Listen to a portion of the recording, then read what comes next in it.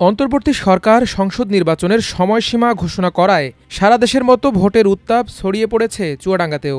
দেশের প্রথম অস্থায়ী রাজধানী হিসেবে খ্যাত চুয়াডাঙ্গায় সংসদীয় আসন দুটি, এর একটি বিএনপি, অপরটি জামাত অধ্যুষিত।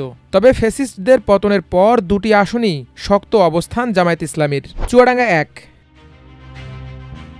চুয়াডাঙ্গা ১ আসনটি সদর উপজেলার ৬টি ও আলমডাঙ্গা উপজেলার ১৫টি সহ মোট ২১টি ইউনিয়ন, ২টি পৌরসভা ও ২টি থানা নিয়ে গঠিত। ১৯৭৯ সাল থেকে ২০০১ সাল পর্যন্ত আওয়ামী লীগ কখনো এ আসন থেকে জিততে পারেনি।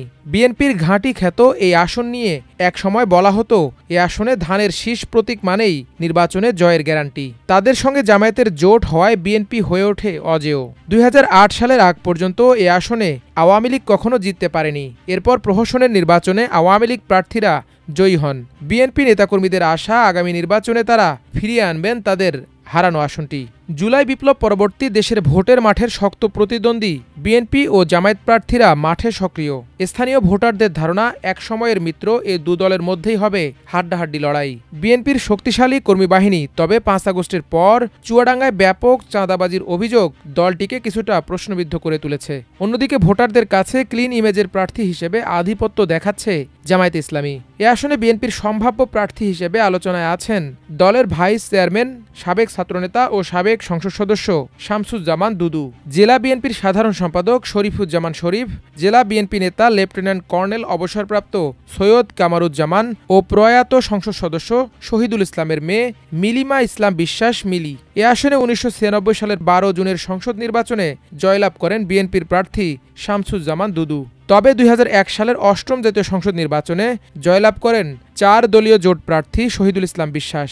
দুদু ১৯৯৬ সালের পর আর নমিনেশন পাননি। অন্যদিকে ইসলামী বিশ্ববিদ্যালয় ছাত্র শিবিরের সাবেক সভাপতি, চুয়াডাঙ্গা জেলা জামায়াতের সহকারী সেক্রেটারি অ্যাডভোকেট মাসুদ পারভেজ রাসেল এ আসন থেকে দলটির একক প্রার্থী।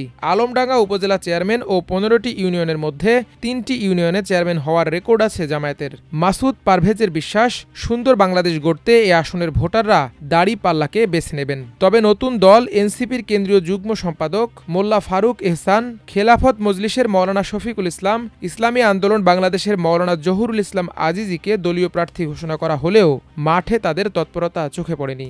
চুয়াডাঙ্গা ২ সদর উপজেলার ৪টি, দামুড়হুদা উপজেলার ৮টি এবং জীবননগর উপজেলার ৮টি ইউনিয়ন, ২টি পৌরসভা ও ৩টি থানা নিয়ে গঠিত এ আসন। এখানকার বেশিরভাগ ভোটার কৃষিকাজের সঙ্গে সম্পৃক্ত। তবে দর্শনা কেরু অ্যান্ড কোম্পানি ও রেল বন্দর সহ অন্য শ্রমিকদের সংখ্যাও এখানে কম নয়। এ আসন থেকে ১৯৯১ সালে জামায়াত ইসলামীর মৌলানা হাবিবুর রহমান, ১৯৯৬ সালে বিএনপি ও ২০০১ সালে ৪ দলীয় জোট প্রার্থী জয়ী হন। তবে এবার এ আসনে বিএনপির প্রার্থী কে হবেন তা এখনও পরিষ্কার নয়। শোনা যাচ্ছে বিজিএমইএ সভাপতি ও জেলা বিএনপির সভাপতি মাহমুদ হাসান খান বাবু এ আসনের প্রার্থী হতে পারেন। তবে তিনি সাধারণত চুয়াডাঙ্গায় আসেন না। তবে সম্প্রতি দুবার ঘুরে গেছেন। তাকে নিয়ে বিএনপির কর্মী ও সাধারণ ভোটারদের মধ্যে রয়েছে হতাশা। অন্যদিকে এ আসনে জামায়াতের প্রার্থী কেন্দ্রীয় শুরা সদস্য ও জেলা আমির রুহুল আমিন। আসনটি জামায়াত অধ্যুষিত। আওয়ামী লীগের বাধা উপেক্ষা করে ২০১০ সাল থেকে তিনি এ আসনে কাজ করছেন। জেল জুলুম, হামলা মামলা মাথায় নিয়েই এলাকায় অবস্থান করে মাঠ গুছিয়েছেন। এ আসনে জামায়াত প্রার্থীকে হারানো কঠিন হবে। তার বিরুদ্ধে মামলা ছিল ২৫টি। ইসলামপন্থীদের জোট হলে এ আসন আরও সুসংহত হবে জামায়াতের।